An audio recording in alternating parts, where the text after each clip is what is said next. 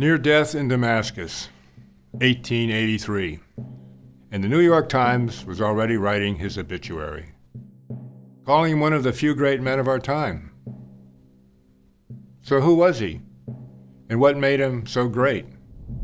So great that in 1846, a new settlement was named el-Kader in his honor. At the time, Emir Abdelkader Aljazari had made a name for himself internationally and in the United States as a patriot and a freedom fighter. His struggle to unite disparate tribes to resist French colonization was a mere 3 generations after a similar American experience for the British. For the French, Abdelkader represented a dangerous opponent because of his unprecedented weapon, his humanitarian instincts.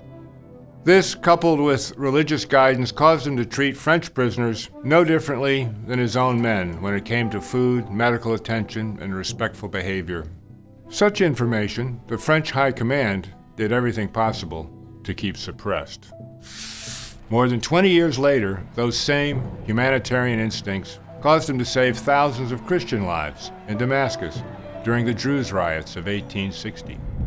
This won him the admiration of leaders around the world, including President Abraham Lincoln, Queen Victoria, Pope Pius IX.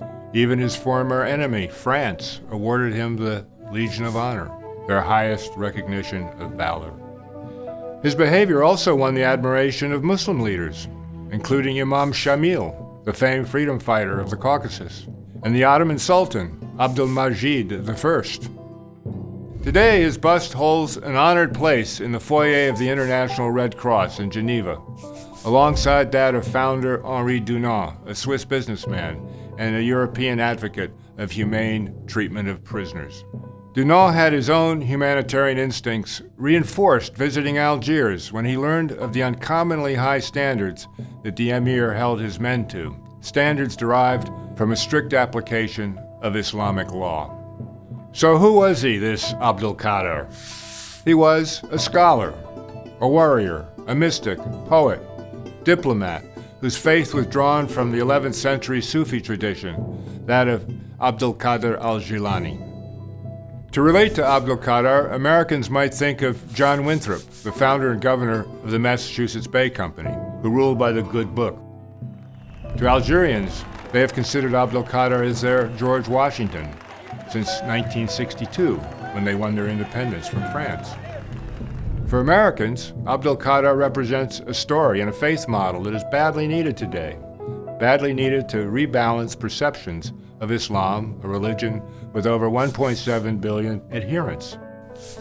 And for Muslims, the Emir represents a much-needed source of pride and connection to the best in their own tradition. And that is one of the reasons I wrote a book about his life and times.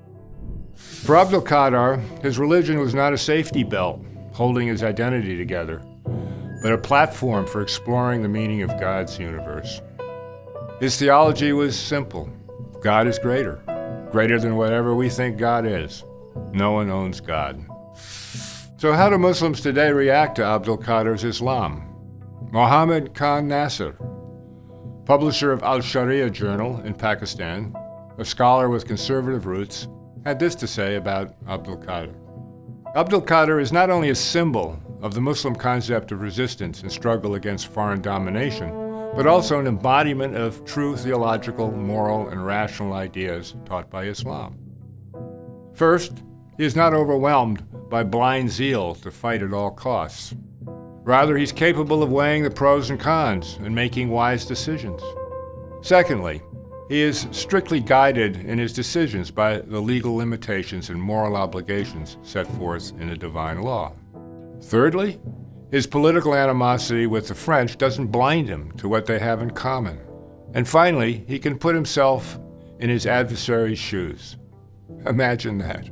He can look into the complexities of the situation and understand the different factors that compel them to follow a certain course. Abdelkader's lived faith inspired people of all traditions, like Cardinal Léon Etienne Duval, a champion of Algerian independence.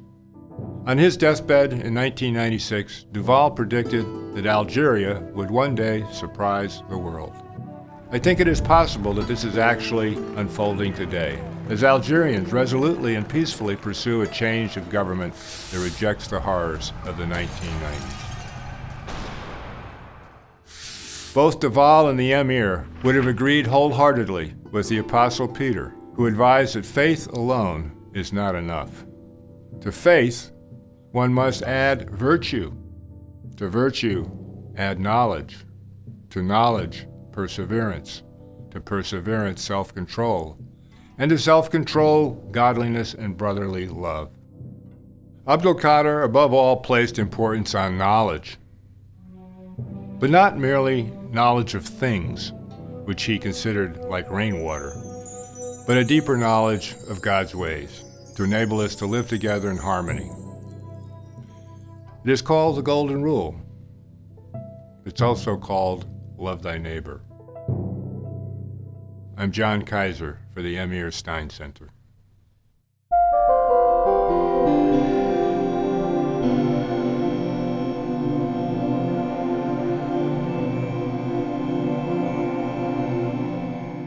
This video was produced in collaboration with Alliance of Virtue. If you want to see more content like this, make sure to like, share, subscribe, and hit the bell notification so you don't miss any new videos.